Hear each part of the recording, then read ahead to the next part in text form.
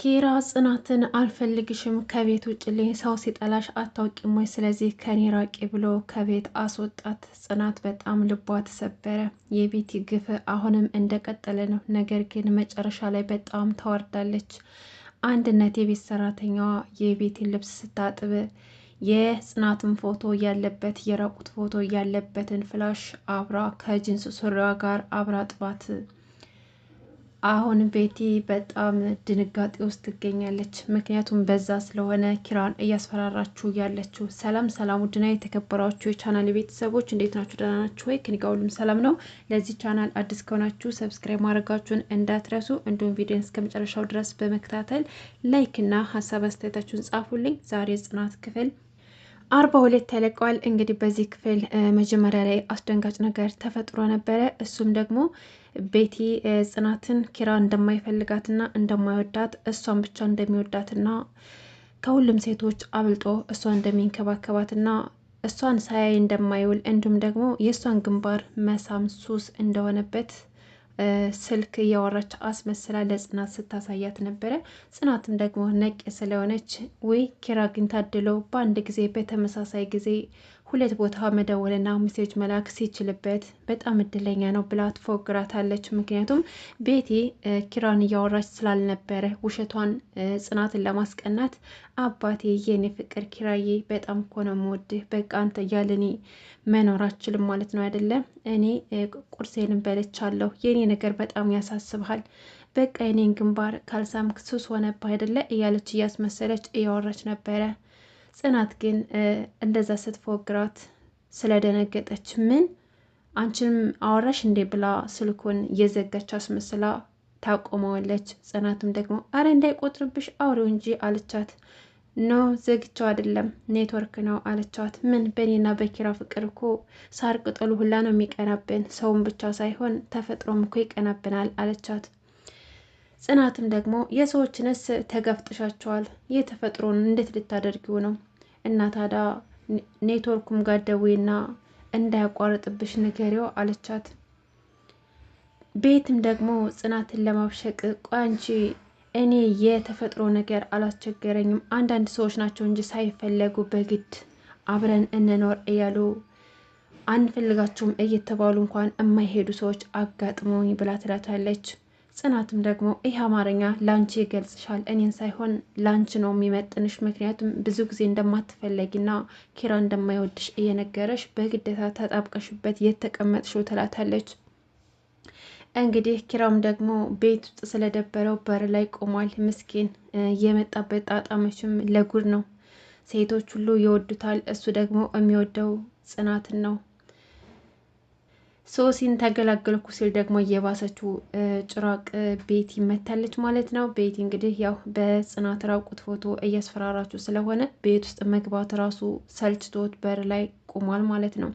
ከዛም ናሆሜ እያገኘውና አንተ ምን ነው እንደ ጎረቤት ልጅ በር ላይ ቆመሃል? አትገባም እንደ በገዛ ቤት ወተ በር ላይ ተገትረሃል ሳሲለው ምን ላድርግ ናሆማ ቤት እኮ ደበረኝ፣ ቤት እኮ ሊበላይ ነው ጽናት የሌለችበት ምናምን ብሎ ይነግረዋል ማለት ነው።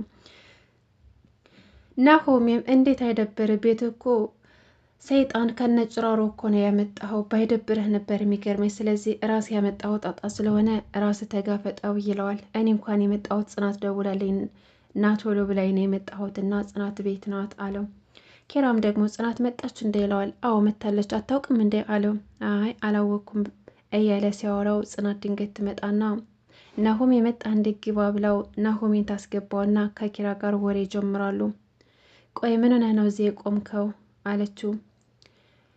ኪራም ደግሞ ጽናት እባክሽ ከኔ ራቂ፣ ካሁን በኋላ ከኔ ቅርብ ሆነሽ እንዳላይሽ፣ ምክንያቱም እኔ በቀረብሽኝ ቁጥር አንቺ እየተጎዳሽ ነው እየርሻለሽው፣ ደግሞ ከዚህ በፊት ነግረሽኛል፣ አንተ ማበላሸት እንጂ ማስተካከል አትችልም ብለሽኛል፣ ስለዚህ እውነትሽን ነው፣ ከዚህ በላይ መጎዳት የለብሽም፣ ከኔ መራቅ ይኖርብሻል ብሎ ሲናገራት፣ ጽናትም ደግሞ ኪራዬ እውነትን ነው ግን እንደዚህ የምትለኝ?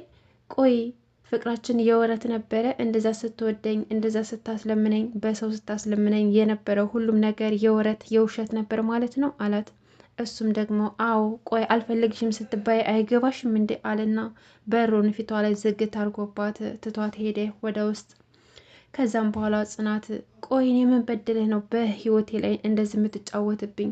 ምን አድርጌ ነው? ምን በድዬህ ነው? እያለችም በሩን እየቆረቆረችና ኪራ ግን ምን በድዬህ ነው እያለች እየጮኸች ነበረ። ከዛም በኋላ ከፈቱላትና ገባች። ውስጥ ገባችና ኪራ ግን የተናገርከው ነገር እውነት ነው አለች። ኪራም ደግሞ አዎ ቆይ አንቺ መቼ ነው የሚገባሽ? በቃ ከኔ ራቂ፣ አልፈልግሽም። እኔ ጋር በቀረብሽ ቁጥርና ከኔ ቅርብ በሆንሽ ሰዓት አንቺ በጣም እየተጎዳሽ ነው የምትሄጂው። ስለዚህ በቃ ከኔ መራቅ አለብሽ ይላታል። ሲጫጫሆ ናሆሜና ምሩ እንዲሁም ደግሞ ቤቲ ይመጡና ቤቲ አንቺ የሚሉሽን ነገር አሰሚም እንደ በቃ አልፈልግሽም አለሽ እኮ ካልፈለገሽ ደግሞ ቤቱን ለቀሽ ውጪ፣ ጓዝሽን ጠቅልለሽ ውጪ ትላታለች። ጽናትም ደግሞ ቤቲ አንቺ አይገባሽም፣ እዚህ ነገር ውስጥ አትግቢ፣ እኔ እና እሱ እናውራ አለቻት። ከዛም በኋላ ኪራም ደግሞ ቤቲ እውነቷን ነው፣ እዚሽ ምድር ላይ እንደ ቤቲ የሚወዳኝ ሰው የለም። ስለዚህ አንቺን እኔ አልወድሽም፣ አልፈልግሽም፣ ከቤቴ ውጭልኝ ይላታል።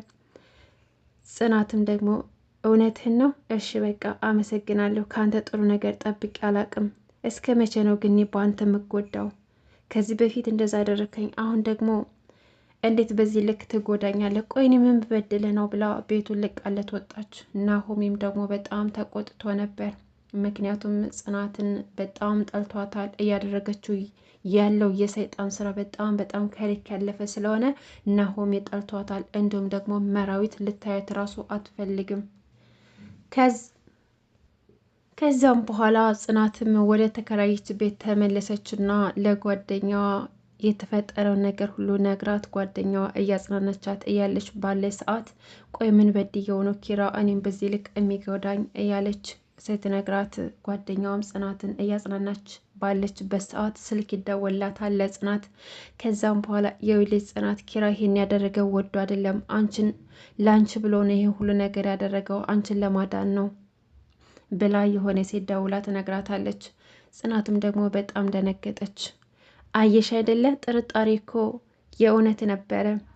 ኪራ ያለ ምክንያት እንደዛ አላደረገም። እርግጠኛ ነኝ ቤቲ በሆነ ነገር እያስፈራራችሁ ነው፣ የሆነ ነገር ብለው ነው። ስለዚህ እሱን እንደዛ መሳደቤና ማሸማቀቄ ትክክል አልነበረም። በጣም እየጸጸተኝ ነው። ስለዚህ ኪራ ለእኔ ብሎ ነው ይህን ነገር ሁሉ ያደረገው እንጂ ያች ሰይጣን ያደረገችው ነገር አለ ብላ ለጓደኛዋ ስትነግራት የሆነ መላ ትፈጥራለች ጓደኛዋ። በቃ አሁን አንቺ ያለሽ አማራጭ ወደ ቤቱ ሰራተኛ ሆነሽ መግባት ነው። ስለዚህ ቀጥ ብለሽ ሂደሽ ሰራተኛ መሆን እፈልጋለሁኝ፣ ስራዬን መቀጠል እፈልጋለሁ ብለሽ ትነግረዋለች ትላታለች።